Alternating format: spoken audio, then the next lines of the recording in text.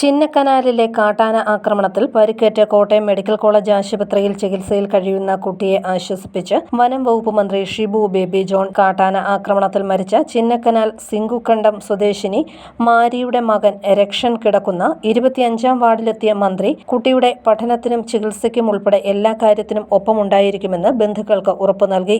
രക്ഷന്റെയും സഹോദരി രക്ഷണയുടെയും പേരിൽ fixed deposit ഇട്ട നഷ്ടപരിഹാര തുകയുടെ ബാങ്ക് രേഖകൾ മന്ത്രി കൈമാറി. പരിക്കേറ്റ കുട്ടിക്ക് 18 വയസ്സ് തികയുന്നതുവരെ റേഷൻ സാധനങ്ങൾ വീട്ടിലെത്തിച്ചു കൊടുക്കുമെന്നും മന്ത്രി പറഞ്ഞു. പ്രതിമാസം കുടുംബത്തിന് 5000 രൂപ വീതം നൽകും. കുട്ടികളുടെ സംരക്ഷണത്തിനായി വനം വകുപ്പിലെ ഒരു സീനിയർ ഓഫീസറെ മെന്ററായി നിയോഗിച്ചിട്ടുണ്ടെന്നും മന്ത്രി പറഞ്ഞു.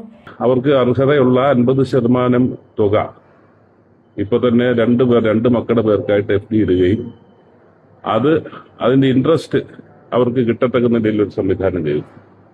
മാത്രവുമല്ല 18 വയസ്സ് തികയുന്നിടം വരെ ഇവർക്ക് ആവശ്യമുള്ള റേഷൻ സാധനങ്ങളെല്ലാം വീട്ടിലേക്ക് ആവശ്യമുള്ള കുഞ്ഞുങ്ങളുടെ എല്ലാ റേഷൻ സാധനങ്ങളും നമ്മൾ എത്തിച്ചു കൊടുക്കും.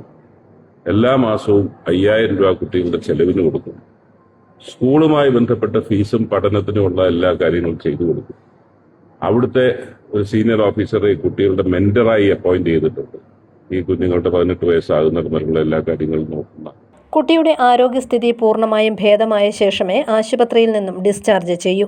എല്ലാ ദിവസവും ഡോക്ടർമാരുമായി ബന്ധപ്പെട്ട് കുട്ടിയുടെ ആരോഗ്യസ്ഥിതി അന്വേഷിച്ചിരുന്നതായി മന്ത്രി പറഞ്ഞു. മെഡിക്കൽ കോളേജ് ആശുപത്രി superintendent doctor TG Jacob, deputy സൂപ്രണ്ടുമാരായ doctor Safaruddin Ahammed, doctor Frederick Paul, neuro surgery വിഭാഗത്തിലെ doctor Satheesh Chandran, doctor Tinu Ravi, chief forest conservator PP Pramod, assistant forest conservator Jayachandran Nair, ജില്ലാ ഫോറസ്റ്റ് ഓഫീസർ പ്രഫുൽ അഗർവാൾ എന്നിവരും മന്ത്രിക്കൊപ്പമുണ്ടായിരുന്നു.